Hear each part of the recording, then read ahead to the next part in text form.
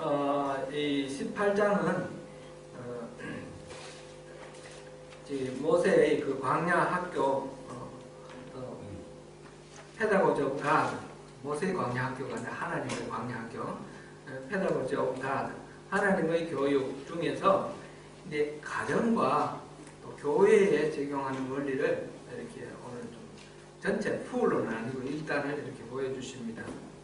12절까지는 가족 관계 속에서 우리가 어떻게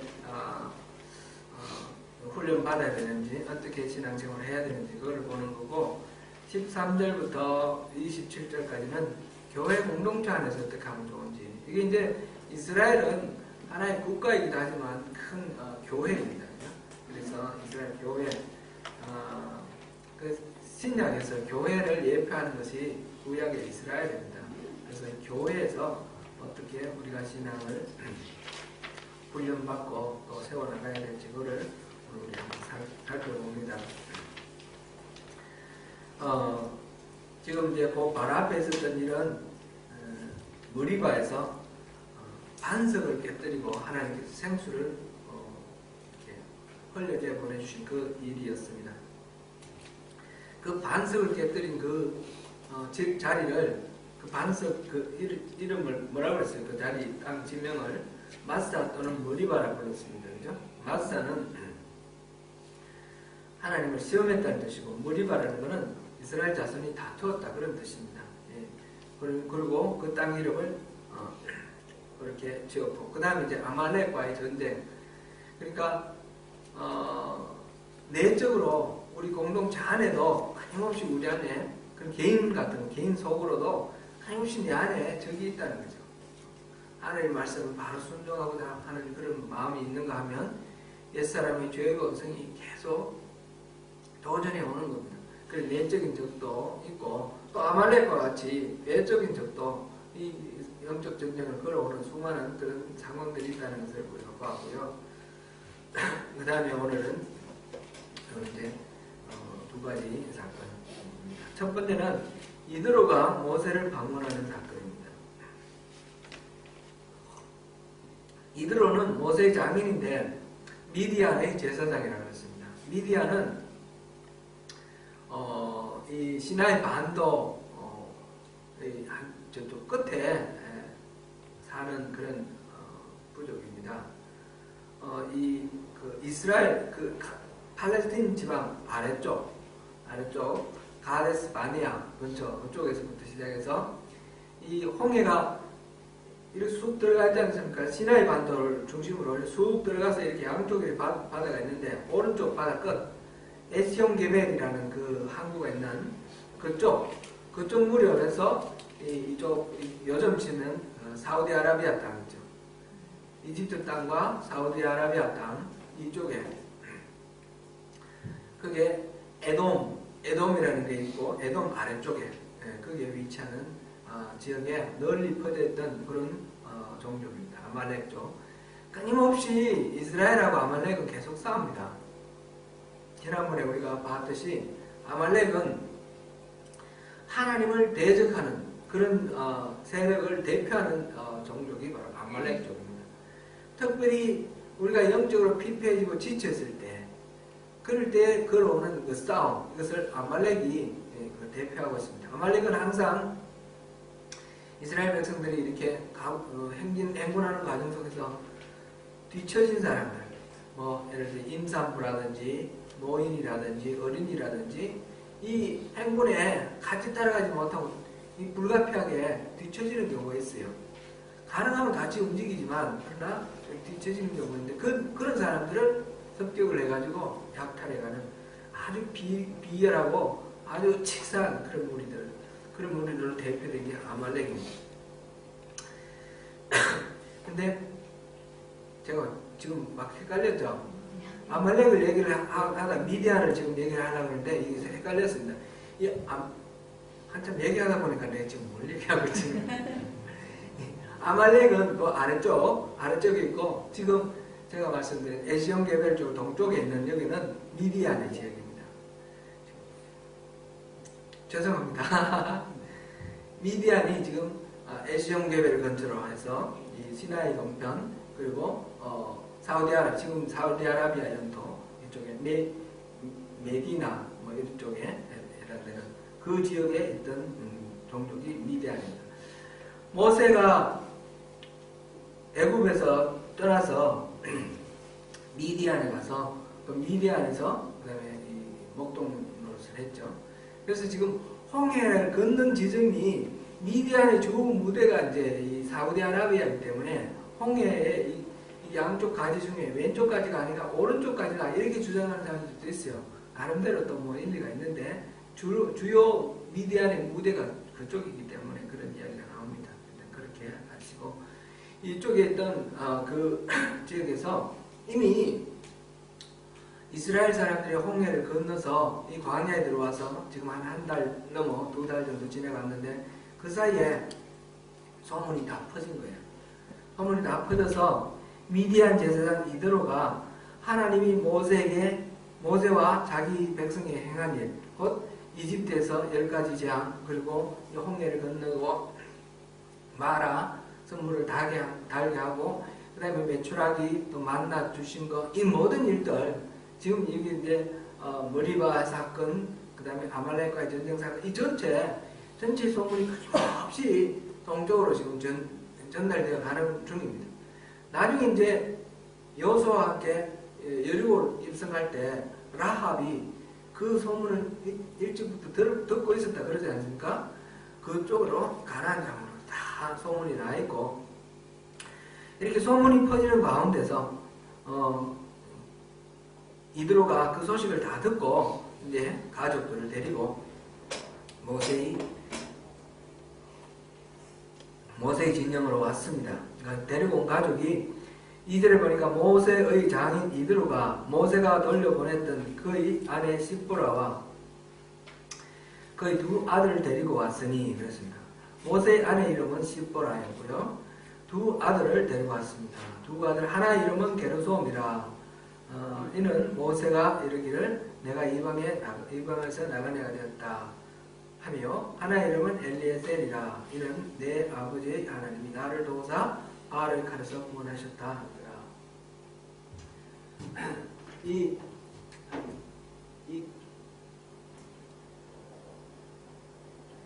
게르솜에서 이 게르가 나그네라는 뜻이에요.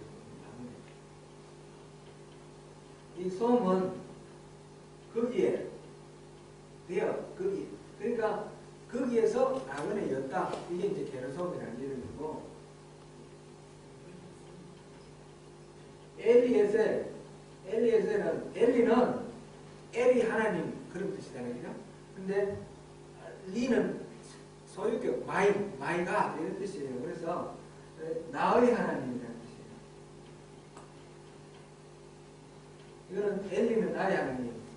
그 다음에 에셀은 도움이라는 뜻이에요. 도움. 에셀이라는 말은 어디서 본 것 같죠? 에벤에셀이죠. 에벤에셀에서 에벤은 돌이라는 뜻이에요. 돌. 에벤에셀이 그러니까 도움의 돌. 돌을 하나 이렇게 빗을 하나 세우고 하나님이 여기까지 도우셨다라고 이렇게 이름을 지은 것이 에벤에셀입니다. 그죠? 에벤에셀. 이 에셀은 돕는다, 도움이라는 뜻이에요. 그래서 나의 하나님이 나의 도움이시다. 나를 도우신 하나님 이런 뜻이에요. 그러니까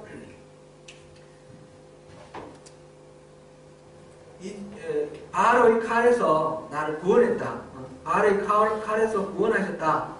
나를 도우셔서 구원하셨다. 그런 뜻으로 엘리에셀이라고 이름을 지었다. 이 2 아들은 어디서 태어난 것 같아요? 미디안에 있을 동안에 이제 4장 24절에서 26절 잠깐 한번 볼까요? 이제 모세가 하나님의 부르심을 받고 애굽으로 이제 돌아가는 길이에요. 하나님께서 이 지팡이를 들고 가라. 그래서 그 지팡이가 뱀 되는 모습 보여주시고 손을 품에 넣었다가 빼니까 문둥병이 되고 다시 넣었다가 빼니까 깨끗해지는 거고 이러면서 이런 표징을 가지고 이스라엘 사람들에게 가서 말하라. 그리고 바로에게 말해서 내 백성을 해방시키라. 이제 그 명령을 받고 이제 가는데 돌아가는 중에 갑자기 하나님 사자가 나타나서 모세를 죽이려고 합니다. 이때는 십보라를 데리고 이렇게 갔는데 가다가 그래서 십보라가 돌칼을 가져다가 그의 아들의 포피를 베어 그의 발에 갖다 대며 이르되 당신은 참으로 내게 피난편이로다. 그래서 할례를 하는 그런 장면이 나오죠. 그죠? 모세의 아들을 할례를 주는 장면. 그래서 이게 이제 하나님 왜 이렇게 하시는지 정확히는 알 수가 없습니다. 알 수가 없는데 이제 이스라엘 사람들을 만나러 가는 입장에서 할례를 해서 하나님이 정결케 하는 준비를 그렇게 모세에게 요구를 하신 것 같아요. 그래서 그 사건이 있어서 십보라를 아마 이때 돌려보내지 않았을까. 언제 돌려보낸지는 모르는데 아마 이때 돌려보내지 않았을까 그렇게 생각합니다. 이때 그런데 아들의 포피를 베는데 이 단수로 나와 있어요. 단수로 나와 있으니까 이때는 아들이 한 명이 아니었을까. 그래서 어떤 사람들은 그래요. 신학자 중에 어떤 사람들은 이때는 한 명이었는데 이제 이집트 가서 이스라엘 사람들하고 이제 바로에게 이스라엘 사람 내놓으라 하는 그 실험 과정 속에서 둘째가 태어나서 둘째를 엘레셀로 이렇게 지었다. 이런 이론도 있어요. 이론도 있는데 그것보다는 아무래도 이때 돌려보내가지고 4장 26절 다음에 미디안으로 돌아갔고 그때 아들 둘이었는데 뭐 한 명만 데려갔든지 뭐 어쨌든 그게 이제 그렇게 중요한 의미보다는 일단 추정하기는 합리적으로 추정하기는 그때 돌아갔고 그때 아들 둘이 있었다 이렇게 보는 것이 더 타당하다 이렇게 뭐랄까요 정설이라고 할까요? 예, 그렇게 되어 있습니다. 어쨌든 간에 정확한 건 우리가 알 수가 없고요. 어쨌든 간에 아들은 둘이 있었습니다. 둘이 있었고 하나는 게르손, 하나는 엘리에셀이고 이 아들 둘하고 그 아내 십보라하고는 멀리 떨어져 있었습니다. 지금 처갓집으로 보낸 상태입니다. 이 하나님의 일을 사명을 감당하기 위해서 가족이 일시적으로 떨어져 있는 그런 상황입니다. 우리가 이제 동양에서는 그런 말이 있죠. 선공무사. 공적인 것을 앞세우고 사적인 것은 이루하라.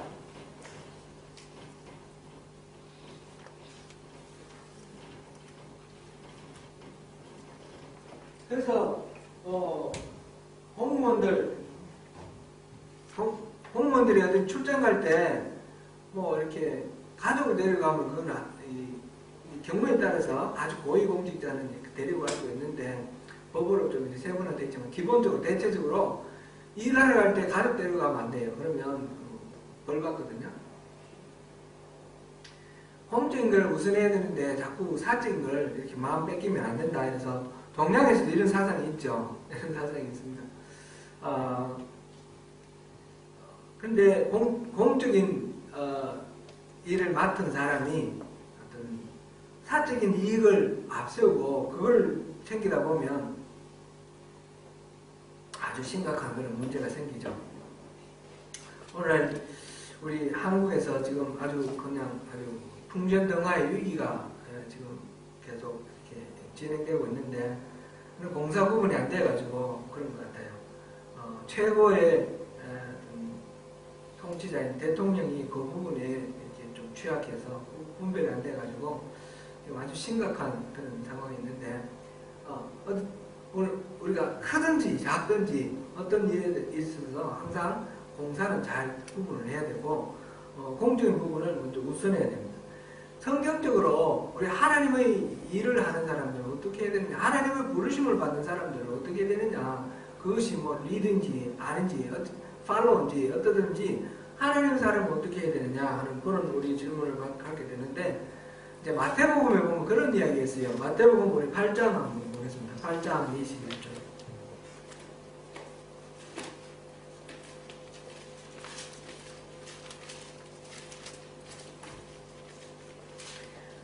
8장 21절 같이 한번 읽습니다. 제자 중에 또 한 사람이 이르되 주여 내가 먼저 가서 내 아버지를 장사하게 허락하옵소서. 예수께서 이르시되 죽은 자들이 그들의 죽은 자들을 장사하게 하고 너는 나를 따르라 하시니라.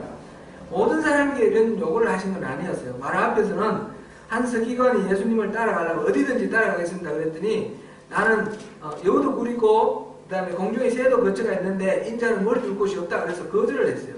어떤 사람에게는 오지 말라 하시고 어떤 사람은 오라고 하시는데 오라고 하시는 사람에게는 다른 어떤 그 명분으로 이렇게 머뭇거리고 주저하는 것을 하는 예수님은 인정하지 아니하셨어요.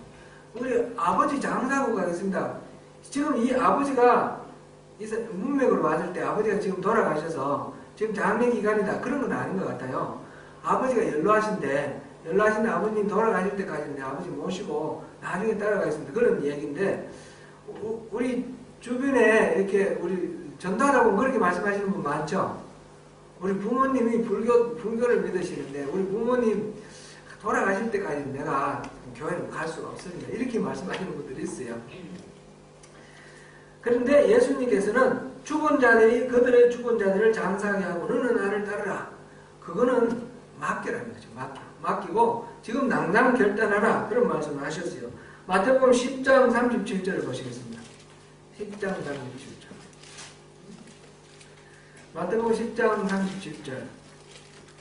여기도 이제 34절부터 쭉 그 이야기가 지금 전개되고 있는데 37절에 아버지나 어머니를 나보다 더 사랑하는 자는 내게 합당하지 아니하고 아들이나 딸을 나보다 더 사랑하는 자도 내게 합당하지 아니하며 아멘.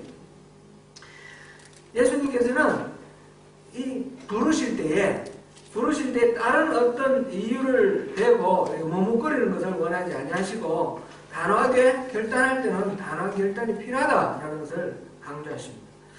그렇다고 해서 이거를 우리가 잘못 이해를 해서 그러면 가족 간에 이 관계 하나님 부르시면 완전히 청산을 해야 되는가? 그런 질문이 있을 수도 있습니다. 이제 목회자들이 가족들에 대한 이런 관계 속에서 교회 일을 우선하다 보면 가족들을 소홀해가지고 목회자 자녀들이 믿음에서 떠나가는 그런 경우들이 많이 있습니다. 선생님 자녀들이 잘못되는 경우들이 많이 있고요. 그는 교회에서 이제 강단에서 설교할 때하고 가정에서 집에서 행동하는 것이 차이가 나기 때문에 이 믿음이 근본적으로 삶에서 검증이 안 되니까 믿음이 불신으로 되는 거죠. 그래서 자녀들이 이렇게 잘못되는 경우들이 있습니다. 그렇게 해서 목회자들이 가정의 어려움을 안고도 목회하는 그런 케이스들이 굉장히 많이 있습니다. 그것은 하나님의 부르심을 받은 사람들이 받아야 될 이 결단에 대해서 좀 지나치게 한다는 거라 이렇게 봅니다. 전반적으로 성경 전반적으로 보면 그런 것이 아니고 우선순위를 이렇게 항상 하나님의 일에 먼저 두는 것이 돼. 그러나 정상적 가정생활과 신앙생활이 괜히 분리되는 것이 아니라 일치되는 것이 맞다라는 것이 일반적인 그런 원리라고 볼 수 있고요. 오늘 여기서 지금 이드로가 이 모세의 가족들을 데리고 온 것이 바로 그 한 방정이다 이렇게 볼 수 있습니다. 지금 모세가 지금 하나님의 일을 다 완성한 거 아니지 않습니까? 이스라엘 같은 경우는 이끌고 나왔고 지금 결과를 아는데 나중에 이제 40년이나 걸리는데 이 과정 속에 이제 첫 단계에 들어왔습니다. 그런데 지금 하나님의 일을 수행하기 위해서 임시로 집으로 그러니까 처갓집으로 보내놨던 이 부인과 아들들을 자기는 데리고 왔습니다. 이렇게 오래 떨어져 있는 것이 적절하지 않다는 것을 적절하지 않아서 가족이 함께 움직이는 것 정상적인 신앙생활을 하면서 하나님의 일을 하는 그것을 정상으로 보시는 그 하나님의 원리를 여기서 우리가 알 수가 있습니다. 그래서 우리 신앙생활 할 때는 교회 지난번에 우리 헌신의 세 가지 영역 봤죠. 세 가지 영역 헌신은 나를 드리는 거 아닙니까? 원래 주인이신 하나님께 나를 드리는 건데 그 드린다는 것은 우리가 헌신 그러면 교회에서 하는 것만 생각을 하기가 쉽습니다. 교회에서 뭔가 봉사활동하고 어떤 직책을 맡고 이런 것만 생각하기 쉬운데 그것만이 헌신이 아니고 교회에서 헌신하는 것과 마찬가지로 가정에서도 헌신을 해야 되는 겁니다.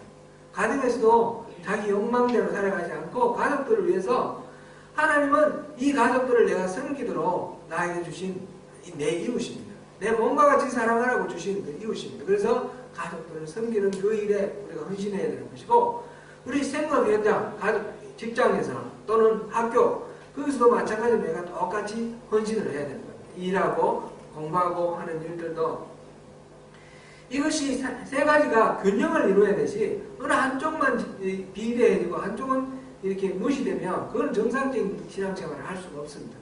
온전한 신앙생활은 이 세 가지가 균형을 이루면서 서로 조화롭게 하모니를 이루면서 이렇게 이루어지는 것입니다. 그렇게 우리가 신앙생활의 가정의 적용은 그렇게 이해를 하면 되겠습니다. 오늘 특별히 여기서 주인공은 십보라나 또는 이 두 아들은 아니고 장인이 여기서 이제 주인공이라 이렇게 볼 수 있는데, 장인은 미디안이 제사장 아닙니까? 미디안이 제사장이라는 것은 하나님, 여호와 하나님을 섬기는 사람이 아닙니다. 그죠? 신을 섬기는데 이방신을 섬기는 사람입니다. 이방신을 섬기는 사람이 한 가족으로 있을 때, 이 한 가족이 있는 이 가족 공동체에서 어떻게 하나님의 뜻을 이룰 것인가 하는 것을 여기서 우리가 힌트를 얻을 수가 있습니다. 장인 이드로가 이 가족들을 부인, 모세의 부인 십보라와 아들 게르솜 엘리에셀을 데리고 왔을 때에 모세가 어떻게 되었는지, 그리고 결과가 어떻게 되었는지 한번 보겠습니다. 모세는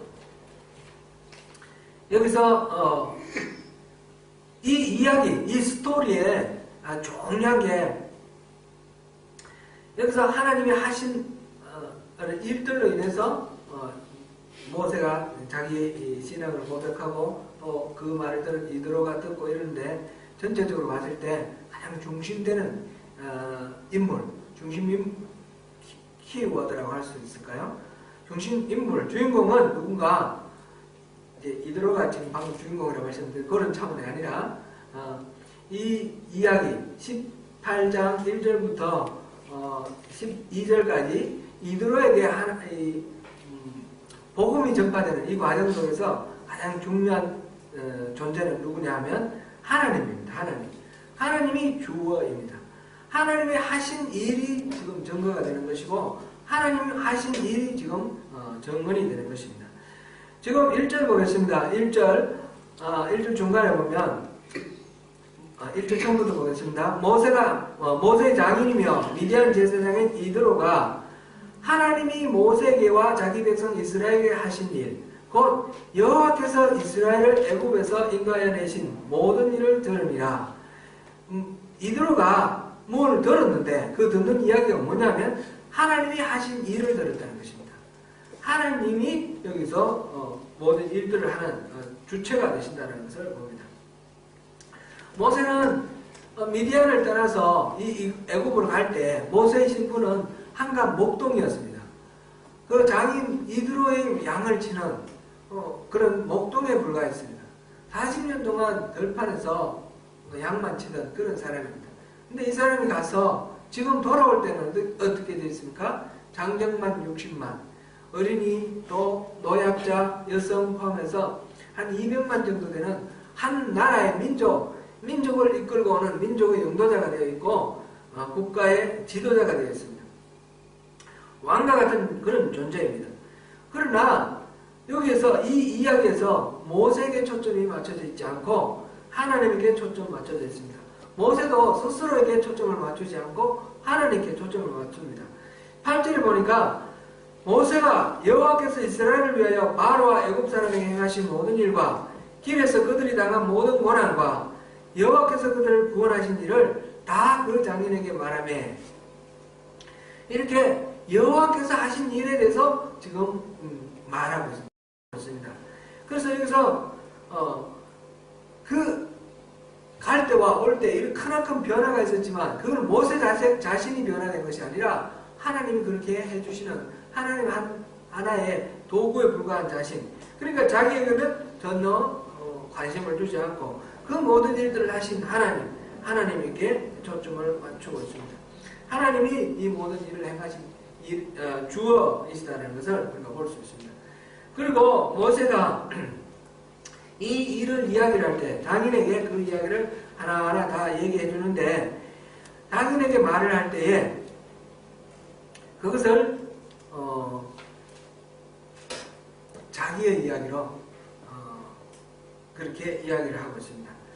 이스라엘을 위하여 바로 애굽 사람에게 행하신 모든 일, 그리고 그들이 당한 모든 일, 그들을 구원하신 일, 이 모든 것들을 자기에게 행한 일로 우리 봤습니다. 그리고 이들도 이건 모세에게 이루어진 일로 같이 봤습니다. 그게 이제 1절 같은 모세에게와 자기 백성 이스라엘에게 이렇게 표현되어 있는데, 우리가 이제 뭔가 하나님 은혜를 정언을 할 때에 객관적인 사실, 있었던 그런 사실을 이야기를 하는데, 분명히 있었던 일을 얘기를 하죠. 그런데 그것을 그냥 지나간 남 얘기해서는 별로 감동이 없습니다. 남 얘기하는 것이 아니라 우리가 나의 얘기를 할 때 가장 우리 듣는 사람이 감동이 있습니다. 그래서 어떤 일에 대해서 우리가 이야기할 때 그것을 충분히 자기의 주관적으로 내면화해서 내 이야기로 소화해서 나의 고백으로, 내 신앙 고백으로 이렇게 이야기를 할 때에 그것이 듣는 사람에게 영향력이 있고 의미가 있습니다. 그래서 이 모세는 자기가 이 모든 일들의 주인공으로서 하나님 내게 어떤 일을 해주셨는지 그것을 이야기를 하고 있습니다. 그 다음에 그 자기에게 있었던 이야기들을 남김없이 다 전하고 있습니다. 지금 이 1절에서도 모든 일을 들으니라, 이드로가 그 소문으로 모든 일을 다 들었습니다. 그리고 이제 8절에서 모세가 이제 이야기를 하는데,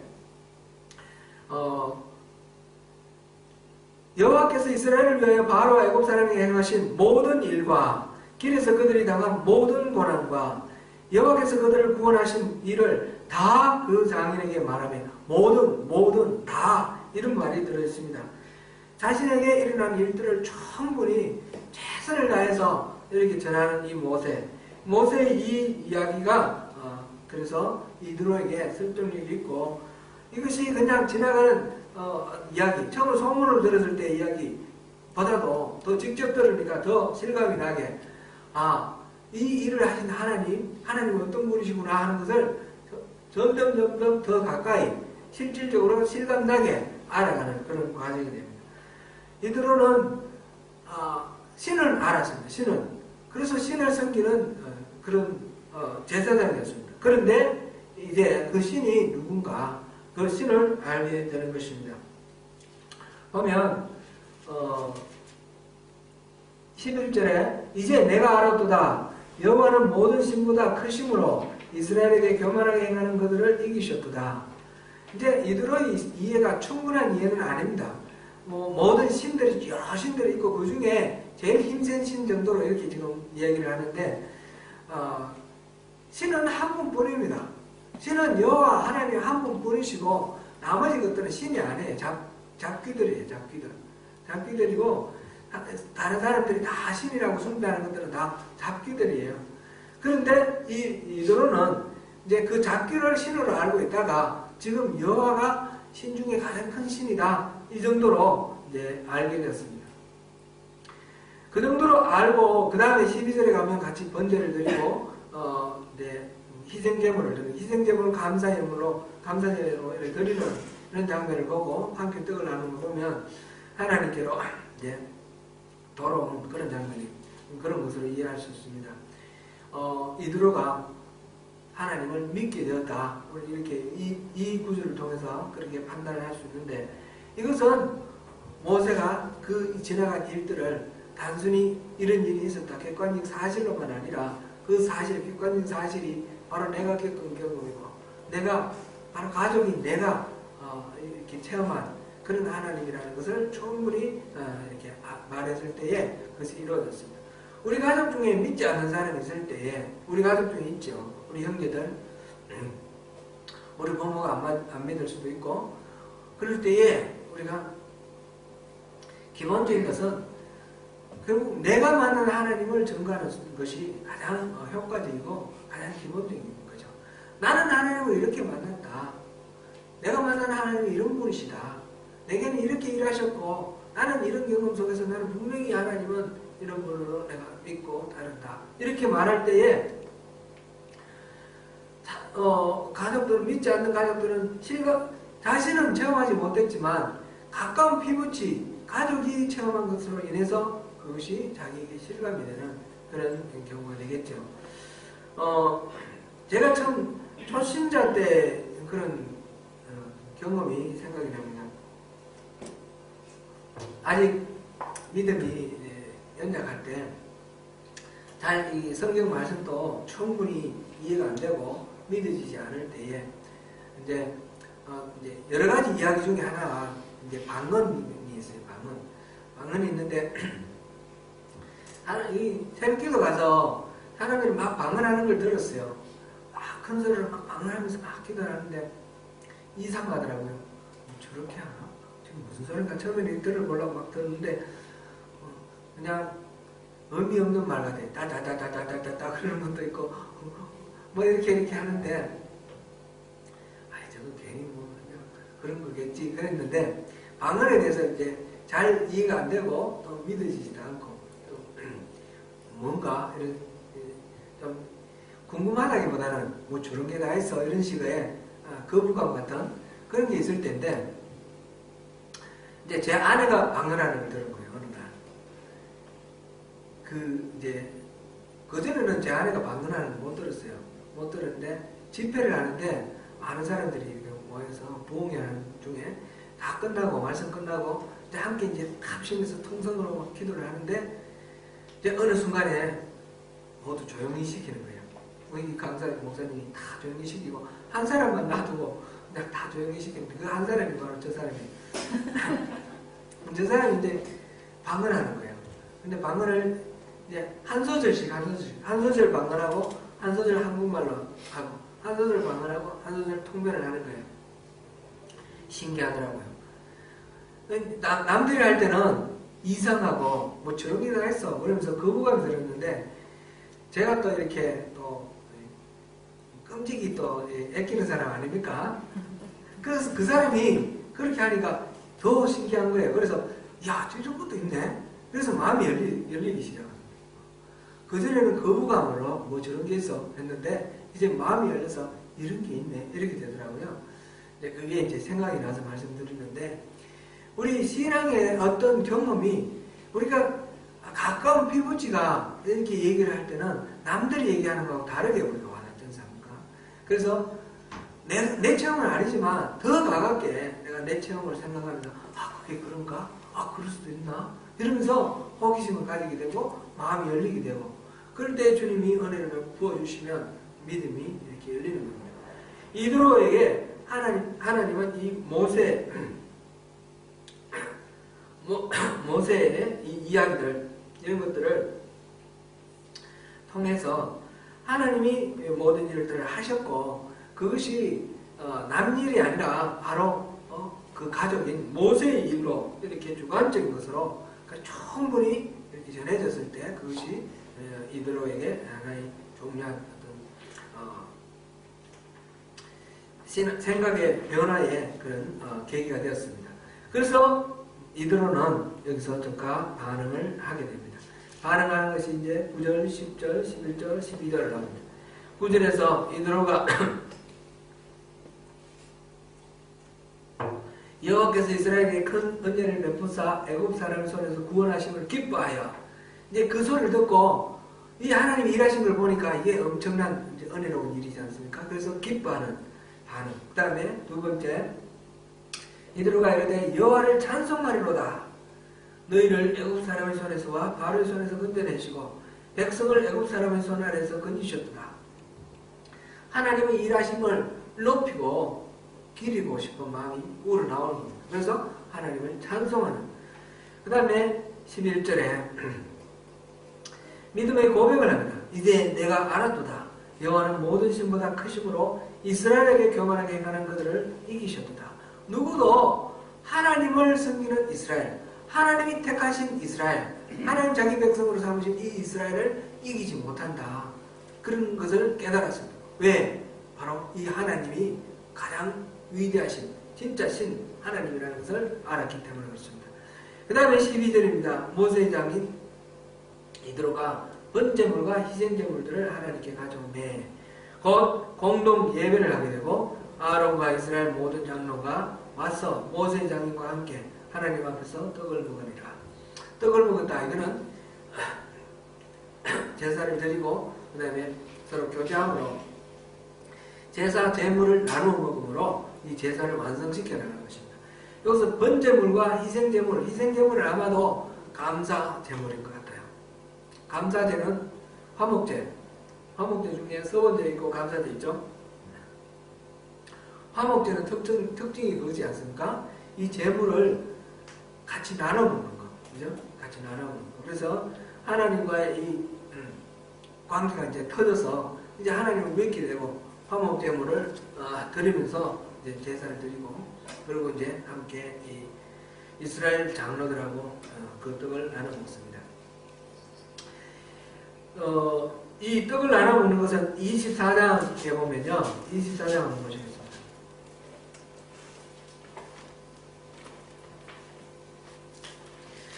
하나님하고 시내산에서 언약을 세우는 게 24장입니다. 24장입니다. 그래서 모세가 4절에 여호와의 모든 말씀을 기록하고 그 다음에 산 아래 제단을 쌓고 12기둥을 12지파대로 세우고 그 다음에 번제와 화목제를 드립니다. 그죠? 5절에 여호와께 번제와 화목제를 드리고 그 다음에 피를 제단에 뿌리고 그 다음 7절 언약서를 가져다가 낭독하여 듣게 하고 이제 언약 시내산에서 하나님과 이스라엘 사이에 이제 언약이 체결되는 겁니다. 하나님은 이스라엘의 하나님이 되시고 이스라엘은 하나님의 백성이 되는 겁니다. 하나님 나라의 백성이 됩니다. 이런 언약을 체결하고 언약 체결하고 난 뒤에 번제 화목제 드리고 그 다음에 뭐 합니까? 11절 하나님이 이스라엘 자손들의 존귀한 자들에게 손을 대지 아니하시고 그들은 하나님을 뵙고 먹고 마셨더라. 이제 이 제사의 마지막 완성은 먹고 마시는 것입니다. 제가 지난번에 한번 그런 말씀 드렸죠. 우리 예배 드리는 것은 여기서 예배 순서 끝나는 것이 아니라 위에 올라가서 식탁의 교제를 하는 것까지 그것이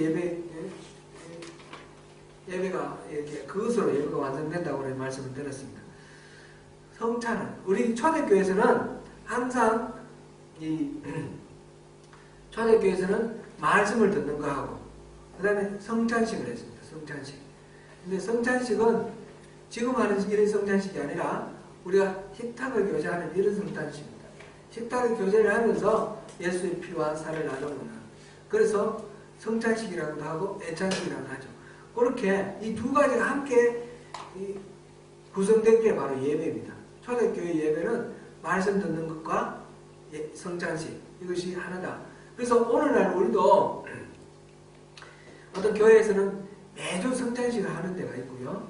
또 뭐 한 달에 한 번 하고 1년에 한 번 하는 경우도 있는데 그런 성찬식으로 같이 이렇게 하는 것도 의미가 있고 우리 애찬하면서 우리가 예수님의 그 사랑을 우리 함께 나눠 먹는 사랑의 애찬 우리 사랑의 교제다. 그렇게 이해를 하고 함께 나누는 것도 그런 의미를 갖는 것으로 우리가 이해하면 되겠습니다. 이렇게 이드로가 하나님 이야기를 모세로부터 듣고 그 다음에 기뻐하며 찬송하고 신앙 고백하고 그 다음에 함께 공동 예배하고 그 다음에 식탁의 교제를 나누는 그런 것으로 이제 하나님을 받아들이는 그런 것입니다. 가정 안에서 불신자를 보는 관점은 이런 관점이 되어야 되겠습니다. 불신자는 그냥 불신자가 아니라 그냥 또 가족이고 그냥 그런 것이 아니라 하나님이 나에게 성기라고 주신 이웃이다. 특별히 믿지 않는 경우에는 하나님이 나에게 이 영혼의 구원의 사명을 내게 맡겼다. 이런 생각하고 그 영혼을 대해야 되는 것입니다. 그 영혼을 대할 때 바로 내 삶 속에 나타나는 하나님. 이 삶의 그게 감정이 있어야 되는 거죠. 내가 하나님을 경험하지 못하고는 누구에게 이 간증을 할 수가 없고 복음을 전할 수가 없습니다. 말로만 전하는 거, 그냥 교리적으로 설명하는 것으로는 우리가 그것이 생명력이 없습니다. 내가 하나님을 경험을 해야 됩니다. 그리고 그 경험한 것을 충분히 이렇게 전하고, 그 모든 과정 속에서 우리가 조심할 것은 이 일이 일어난 것은 하나님이 하셨다라는 것이죠. 하나님이 하셨다는 거. 하나님이 하신 일, 하나님이 주어가 되도록 그렇게 해야 되겠습니다. 말만 하나님이 하셨다면서 자기가 계속 이렇게 높아지지 않도록, 그게 참 어려운 것 같아요. 이 간증하는 사람들 보면요, 이 하나님이 하셨다는 걸 이렇게 주장하다가 보면 이게 자기 자랑이 되는 거예요. 자기 자랑이 막 되고, 이게 이제 여기서 한번 간증하고 저기서 간증하고 사람들이 막 좋다 그러면 이게 점점 과장도 되고요. 막 어떤 거는 막 부풀리고 어떤 거는 막 축소하고 이렇게 왜곡이 되거든요. 그런 게 아니라 진실된 것을 진정으로 하나님이 일하신 것을 하나님의 그 주인공 되심을 있는 그대로 고백하는 그런 것이 우리 가족들에게 특별히 많이 필요하겠습니다. 남 얘기가 아니라 나의 살아있는 얘기. 그리고 사람으로 모든 것들을, 가족은 특별히 우리가 섬겨야 될 대상으로 사람으로 그렇게 대할 때에 하나님께서 그 우리의 일을 통해서 하나님께서 하실 일들을 하실 것입니다. 가족, 지금 우리 이제 12절까지는 가족 속, 우리 신앙인으로서 가족 속에서는 어떻게 할 것인가 하는 것을 우리가 살펴보았습니다. 그 다음에 13절부터 27절까지는 교회라고. 지금 모세가 지금 하루 종일 뭐 하고 있습니까? 재판하고 있습니다. 그죠? 재판하고 있으니까 너무너무 힘들고 어려우니까 장인 이드로가 어드바이스를 해주는 거죠. 그렇게 하지 말고 1000부장, 100부장, 50부장, 10부장을 세워서 큰 일만, 큰 주제만 네가 담당하고 작은 일들은 그 10부장, 50부장, 100부장, 1000부장에게 맡기라. 그러니까 조직화하라. 그래서 혼자 다 1대 그 60만, 1대 200만 이렇게 하지 말고 이렇게 나누어라. 이렇게 조언을 해준다. 그 나누는 일을 할 때에 그 지도자, 그 중간 지도자 할 사람들은 21절에 보면 온 백성 가운데서 능력 있는 사람들을 세우라. 능력 있는 사람들을 살펴서 백성 위에 세우라. 이렇게 됐습니다. 그런 능력은 여기서 하나님을 두려워하며 진실하며 불의한 이익을 미워하는 자, 이렇게 이제 규정을 하였습니다. 이 일들을 통해서 지금 하나님께서 교회에서는 우리가 어떻게 해야 되는지 한번 보겠습니다. 일단 먼저 생각해 볼 거는 모세가 하루 종일 재판한다는 거예요. 이게 현실입니다. 현실. 현주소. 교회의 현주소가 바로 이거라는 거죠. 이스라엘 그동안에 얼마나 많은 일들이 있었습니까? 이집트 안에서 10가지 재앙이 있었죠. 하나님 살아계신 걸 봤죠. 그리고 홍해가 갈라졌죠.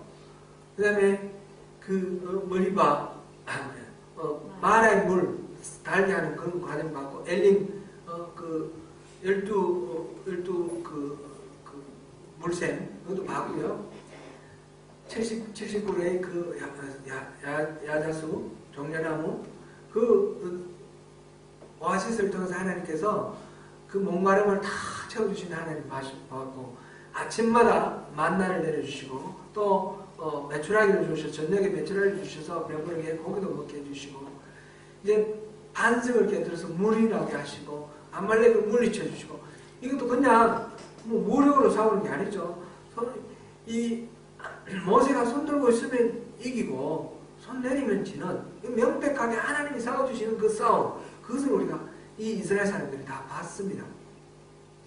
그런 무시무시한 은혜를 체험한 이스라엘 사람들이 지금 모세 앞에 와서 뭐 하고 있습니까?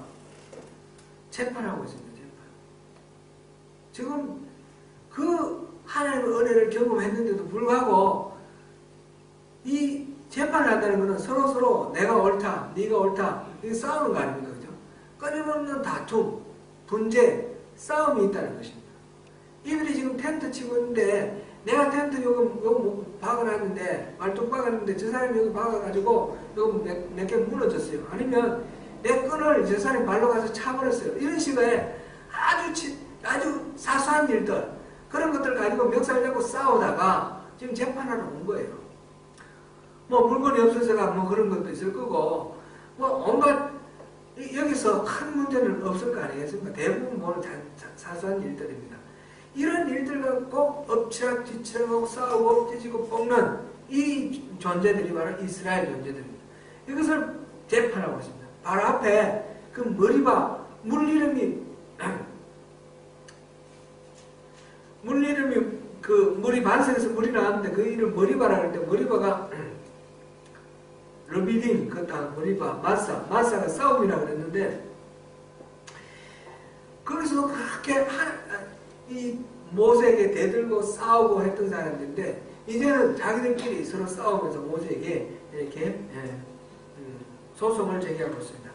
우리가 은혜 받고 신앙생활을 하지만 우리에게 여전히 죄의 본성이 있기 때문에 우리끼리 서로 싸우게 되어 있습니다.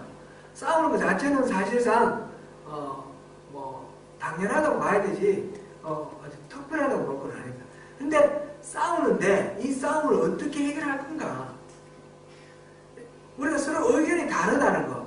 의견이 다른데 이걸 어떻게 표현을 하고 어떻게 조화시켜 나가고 어떻게 이 하나의 공동체를 이루어 나갈 것인가. 이것이 이제 문제죠. 그게 우리의 관건입니다. 그것들을 해결하기 위해서 능력 있는 지도자를 세운다는 것입니다. 능력 있는 지도자, 제덕이 겸전한 자, 이렇게 개혁한 글에서는 그랬고, 개정개혁에서는 능력 있는 사람이라고 그렇게 했습니다. 지도자의 조건입니다. 지도자의 조건이 첫 번째는 하나님을 두려워하며, 교회의 지도자는 절대적으로 필요한 것이 하나님을 두려워하는 사람입니다. 하나님에 대한 인식이 없이 그냥 교회의 어떤 리더가 되면 안 되는 거죠. 하나님과의 관계 속에서 하나님이 언제나 나의 모든 일들을 다 보고 계시고 나의 생각까지도 다 들여다보고 계시는 그런 하나님이시라는 것을 우리가 알고 하나님을 인식을 해야 되는 것입니다. 하나님이 일을 하는 것입니다. 이게 경외함이죠. 경외함. 이 하나님을 두려워한다는 것은 무서워서 하나님 앞에 가지 못하는 그런 두려움으로 이해하기보다는 나를 너무너무 사랑하시는 하나님, 내가 이런 행동하면 하나님은 얼마나 마음 아프실까? 이 하나님 모를 리가 없고 다 아시는데 이 하나님 마음이 상하시면 어떻게 할까? 하나님을 생각할 때마다 하나님을 마음 아프게 해드릴까? 마음 다칠까? 그걸 두려워하는 그런 마음으로. 하나님 원래 무서우신 분이에요. 그죠? 지금 신의 산에 곧 이따가 나타나실 텐데 하나님은 그 신의 산이 막 이 화산이 폭발하고 지진이 일어나고 우르릉꽝꽝 벼락 내성이 울리는 가운데 하나님이 나타나셔요. 그런 나타나시는 것은 하나님 무서운 분이시라는 걸 나타냅니다. 일단 하나님은 우리가 함부로 대할 수 있는 분이 아니에요. 우리가 하나님 모르실 거라고 생각하고 하나님을 만원히 여기면 하나님이 없애버리시려고 그러면 우리 순식간에 이슬처럼 사라져버리는 우리는 그런 존재예요. 하나님 그렇게 어미로우신 분입니다.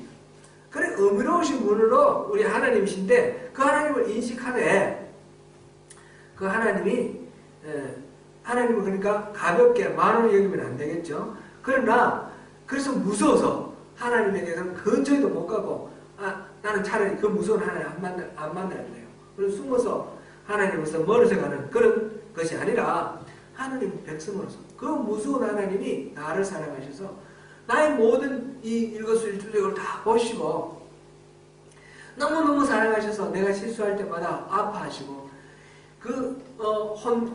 때로는 혼내시면서 징계하시면서 바로잡으시기를 원하시고 때로는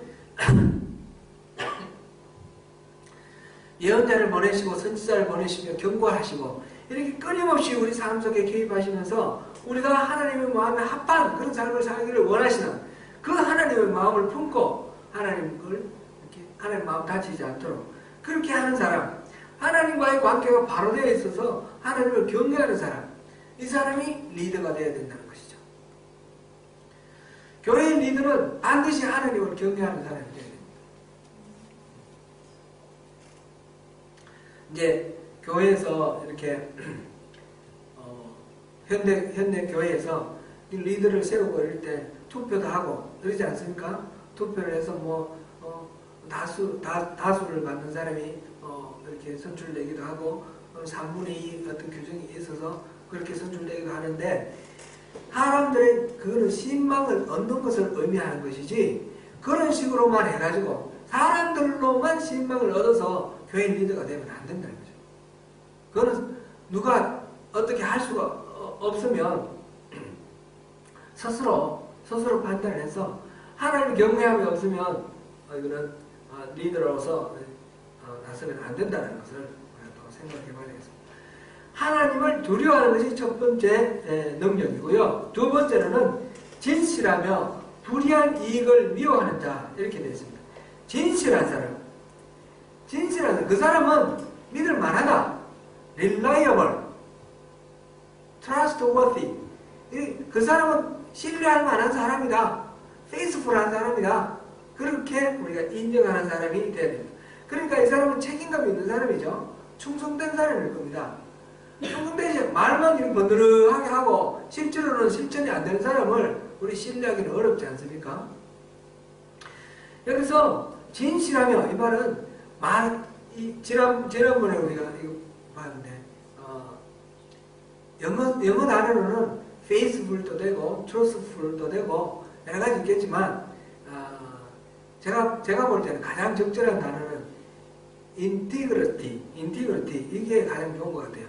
앞과 뒤가 같고 속과 끝이 같고 항상 이렇게 모든 걸 총체적으로 이렇게 온전한 그런 사람, 믿을 만한 사람, 그런 사람이 리더가 되어야 되고, 불의한 이익을 미워하는 자, 사리사욕을 내세우지 않는 사람, 자기의 이익을 위해서 그 주어진 권한, 그것을 이용하지 않는 사람. 그리고 교회에서 또 리더가 되면 또 거기에 상응하게 또 주어진 역할이 있고 또 거기에 대한 상응한 권한이 주어집니다. 그러면 그 권한을 개인적인 어떤 욕망을 채우기 위해서 써버린다든, 이러면 교회가 분란에 빠지고 문제가 되고 심각해지는 그런 상황이 되죠. 재정 문제 같은 것도 물론 당연하게 그렇고, 재정 문제뿐만 아니라 다른 모든 문제에 있어서도 그런 불이한 이익을 챙기는 사람은 리더가 될 수 없습니다. 그래서 하나님과의 관계에서는 하나님을 경외하는 사람, 사람과의 관계에서는 진실하며 그리고 사리사욕이 없는 사람, 이런 사람이 리더가 세워져야 된다라는 것입니다.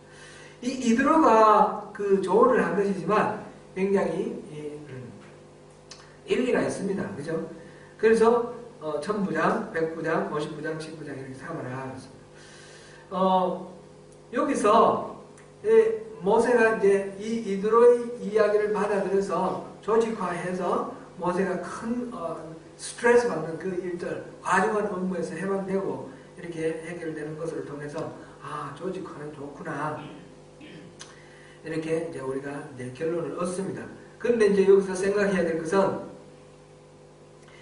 이 능력 있는 사람을 세우는 것만으로 모든 것들이 끝나는 것이 아닙니다. 이렇게 해서 역할을 분담해서 재판을 하도록 하는 것, 그것만으로 모든 것이 끝나는 것이 아닙니다.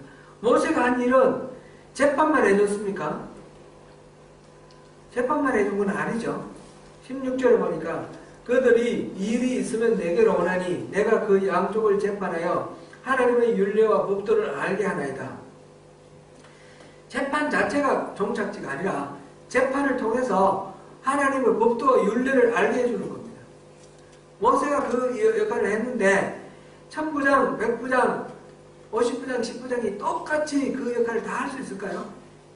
다 하기는 어려울 겁니다. 물론 다 할 수 있도록 20절에 그들에게 율례와 법도를 가르쳐서 마땅히 갈 길과 할 일을 그들에게 보이고, 이렇게 이제 리더를 세우라라는 것을 했는데 충분히 그렇게 할 수는 없을 것입니다. 그래서 이것을 감안을 해서 이 리더들에게도 끊임없는 교육이 필요할 뿐만 아니라 이 원칙을 우리가 받아들일 때에 이 하나님의 원칙을 이렇게 감안을 해서 받아들이는 것이 필요합니다. 실제로 이스라엘의 이 조직을 만들어가는 과정에서 근본적으로 이드로가 말한 이 방식대로 이 방식을 받아들여서 조직을 합니다. 조직을 하는데 조직하는 방식은 다릅니다. 1000부장, 100부장, 50부장, 그 다음에 10부장 이런 방식을 하지 않습니다. 그것은 하나님의 방식에 의해서 걸러져서 이렇게 소화되어서 적용되어야 되기 때문에 그렇습니다. 그래서 실제로는 어떻게 하냐면 12지파로 분류를 합니다. 12지파의 리더들을 세우고 그 지파에는 각 가문들별로 나누고 사람의 숫자로 나누는 것이 아니라 이 지파, 혈족의 관계로 나눕니다. 그래서 100명, 200명 숫자에 초점을 맞추는 게 아니라 누구와 누구와의 어떤 관계가 있느냐는 관계를 기준으로 해서 나눕니다. 그것이 민수기에 나옵니다. 민수기. 지금 중간에도 12지파 계속 나오는데 실질적으로 이게 조직화되어서 나가는 것이 민수기에 나옵니다. 민수기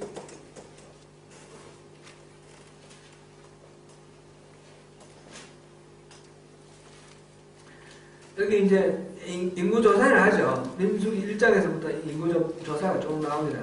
숫자가 이렇게 쭉 나오는 것을 보고 거기에 따라서 진영을 편성을 하는 것은 2장에 나옵니다. 2장에 진편성 및 행군 순서 이렇게 해서 12지파를 지금 이 성막을 기준으로 해서 12지파를 이렇게 동쪽이 앞입니다. 서쪽이 뒤고 동쪽 앞쪽에 유다지파가 맨 앞장 서고 유다지파의 군기를 가지고 유다지파와 이사갈과 스불론이 있고 그 다음에 이 남쪽에는 루벤지파, 시몬, 가지파 북쪽에는 다한지파, 아셀지파, 납달리지파 뒤쪽에는 에브라임, 므낫세, 벤자민 이렇게 12지파 가운데 성막 기준으로는 그 레위지파가 이렇게 배치를 하죠. 배치를 해서 행군할 때는 유다지파부터 가고 그다음에 로벤지파 유다지파의 깃발 아래 세 지파가 가고 그 다음에 로벤지파 깃발 아래 세 지파가 가고 그 다음에 다한지파 깃발 아래 세 지파가 가고 그 다음에 에브라임 지파 깃발 아래 세 지파가 가고 이런 식으로 지파별로 나누고 지파 안에서는 가문별로 나눕니다. 가문별로 나눠서 이렇게 배치를 합니다. 출애굽기 지금 18장에서 중요한 게 하나는 교회의 조직 원리인데 교회 조직 원리 하나님의 일꾼들은 하나님과의 관계가 바로 서 있어야 되고 이웃과의 관계가 바로 서 있는 사람 관계가 온전한 사람이 하나님의 사람으로 자격이 있다는 것입니다. 우리 부르심의 삶 청할 때 신앙 좋은 걸 뭐같이 신앙이 좋은 거냐 했을 때 우리가 바로 관계라고 그랬습니다. 그죠? 하나님과 나와의 관계, 나와 이웃과의 관계. 하나님을 경외하는 사람, 하나님으로 인정하는 그런 관계 속에 들어갈 때에 우리가 온전한 리더가 될 수 있습니다. 그리고 이웃과의 관계 속에서 진실하게 자기의 이익을 도모하지 않고 이웃을 섬길 수 있는 사람, 그런 사람이 리더가 되고 그런 사람들이 세워야 됩니다. 이런 사람들은 이렇게 세우는 것, 이거 자체 원리는 맞습니다. 맞는데 받아들일 때에 교회에서 받아들일 때에 하나님의 방법대로 이렇게 10진법이 아니라 12진법으로 이렇게 하고 그 다음에 숫자대로가 아니라 관계 위주로 이렇게 교회를 조직해 나간다는 것을 봅니다. 오늘날 우리 교회가 여러 가지 조직을 이렇게 도입을 하고 경영기법 이런 것도 막 받아들이고 행정이론 이런 거 받아들이는데 받아들일 때에 하나님의 원리에 의해서 검증하고 걸러서 받아들여야 됩니다. 걸러서 받아들이지 않고 그대로 사회적인 어떤 제도나 어떤 방법, 노하우 이걸 그대로 받아들이면 그것이 바로 세속화입니다. 오늘날 교회가 많은 이 조직적으로 많은 발달을 이루고 조직화 잘 돼 있는 것 같이 보이는데도 불구하고 이것이 많은 문제를 낳는 그런 이유는 바로 하나님의 원리대로 걸러서 받아들이지 않고 그대로 바로 직수입해서 세상의 원리가 교회를 지배하는 그런 상황이 되어버린 거예요. 이 세속화가 문제가 되는 겁니다. 그래서 그 중요한 아이디어는 이 세상의 원리도 우리가 충분히 교회에서 사용할 수 있습니다. 뭐 세상 인본주의를 매개하라는 것이 인간의 모든 합리적인 판단이나 이성 이것을 다 매개하라는 그런 의미는 아닙니다. 하나님은 우리에게 이 하나님의 은혜를 누릴 수 있도록 통로로 우리 이성을 주셨습니다. 이성은 하나님의 뜻을 분별할 수 있는 하나의 통로이기도 합니다. 그러니까 이성을 버려라 이런 뜻은 아닙니다. 그런데 이성을 우리가 사용을 할 때, 활용을 할 때 하나님 주신 방법으로 활용해야 됩니다. 하나님의 기준을 가지고 그 바탕 위에서 이성을 활용하는 것입니다.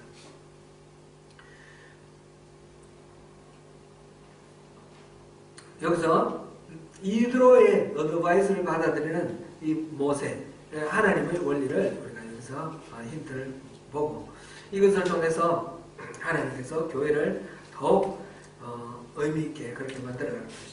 이것은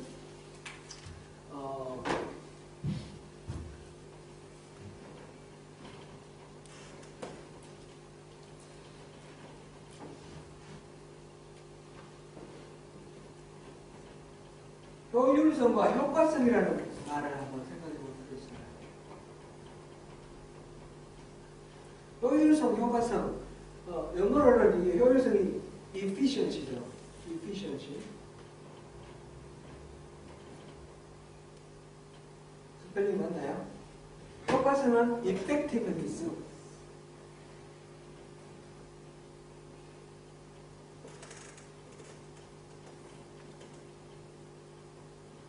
이게 차이가 뭐죠?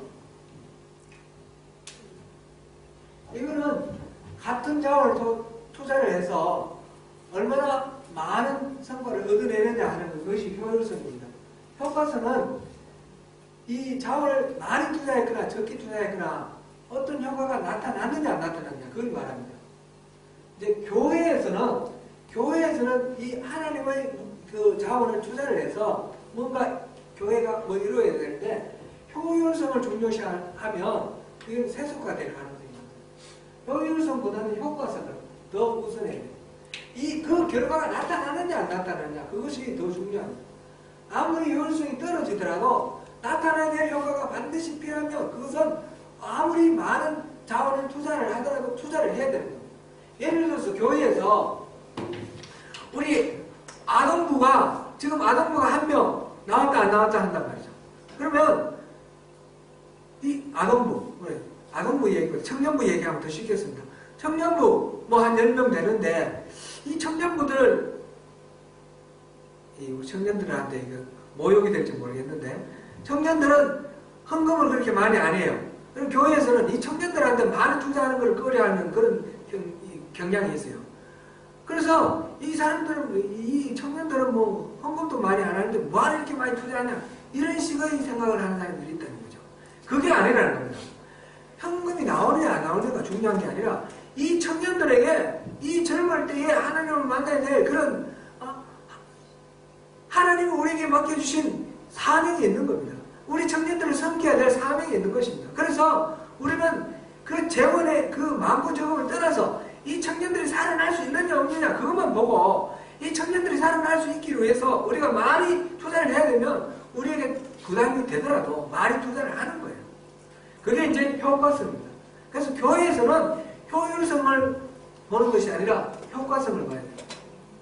이제 많은 그 문제가 경영 이론을 따지면 효과가 아니라 효율을 따져야 되거든요.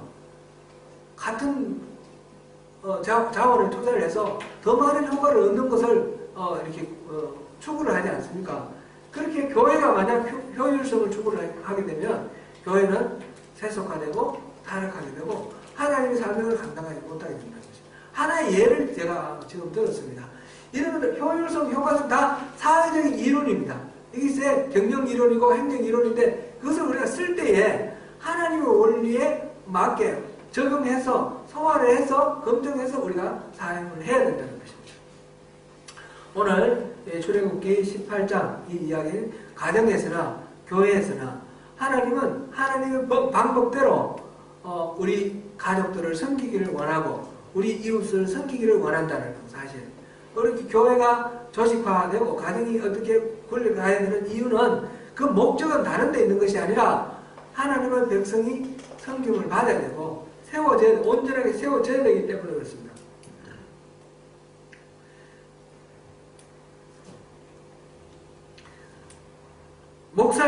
목사의 의무가 성도들을 온전케 하는 거라고 지난번에 말씀드렸죠. 갈라디아서 한번 보겠습니다. 갈라디아서 1장 28절 여기서도 또 그런 말씀이 나오는데 골로새서입니다. 골로새서 갈라디아서가 아니라 골로새서 1장 28절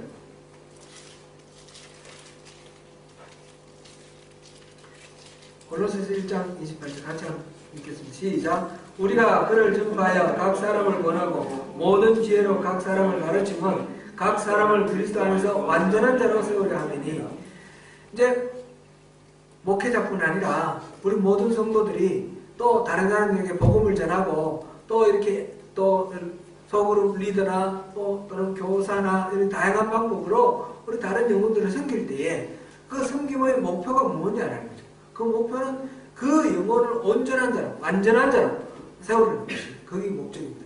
여기서 완전함이라는 것은 흠결이 하나 없는 퍼펙션을 말하는 것이 아니라 모든 면에서 고루고루 하나님 은혜를 입는 wholeness를 말해요.